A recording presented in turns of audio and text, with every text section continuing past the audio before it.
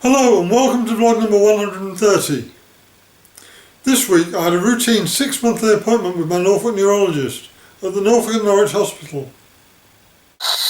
I regard these appointments as, by and large, a box-ticking exercise for the local healthcare trust that offers little or no benefit to me. You can imagine then that I'm not in the best of moods when I get to the hospital 10 minutes late for my appointment due to multiple roadworks on the journey, followed by a lack of parking facilities on arrival. I'm feeling out of sorts, and so I'm definitely a bit stroppy when I'm eventually called into the consulting room. "How are you?" inquires my neurologist. "Not as well as I was the last time you saw me," said I. "What medications are you taking?" he asks. "No prescription meds, but I use cannabis," I reply. He studiously ignores the reference to cannabis and makes some comment about me not taking prescription meds for Parkinson's. We've had this conversation on a number of previous occasions, and I'm getting sick of repeating myself. "The only prescription drug that I want to take is exenatide," I tell him, "which you've failed to get for me." I'm being a little unfair here, because I know that he did try to get exenatide for me, and the local clinical commissioning group, CCG, refused permission, but, as I said, I'm not exactly in a reasonable state of mind. He agrees with me that he failed and tells me that the local CCG is very strict and that they refuse permission because there is insufficient evidence of benefit. "Well," I tell him, "I do know that some CCGs do allow exenatide to be prescribed for Parkinson's, and my London neurologist is still trying to procure it for me. Sounds like it's a bit of a postcode lottery," to which he agrees.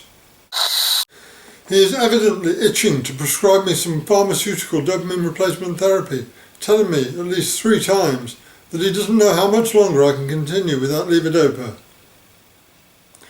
All of the prescription medications that I've tried, and I've tried a variety of them, make me feel extremely ill, I tell him, not for the first time. Cannabis is far more effective, relieving tremor, dystonia, anxiety, and helping me get to sleep and stay asleep.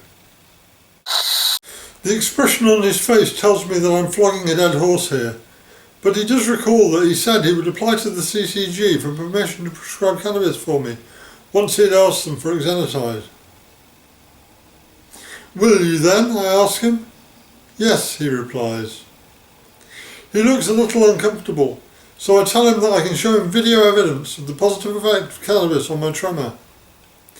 He agrees to this, so I play him my revised tremor control video.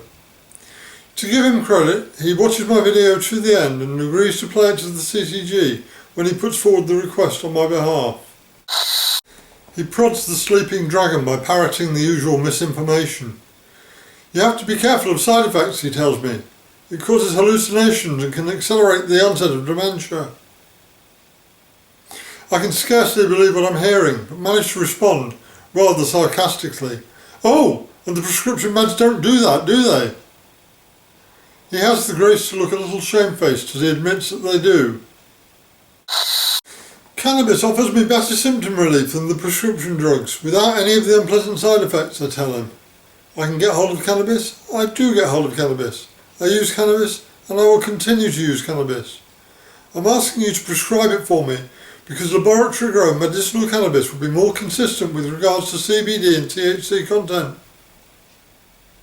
I understand that you may be laughed at by the CCG, and there is absolutely no chance of them agreeing to prescribe cannabis for me, but that fact is not a reason to not request it, I tell him. He agrees with me, and then it's the end of our appointment, to my neurologist's relief, I expect. I should say here that I have absolutely nothing against my neurologist. He's a decent bloke who appears to listen to what I have to say, and who does as he says he will, in spite of his personal misgivings, and I do appreciate this.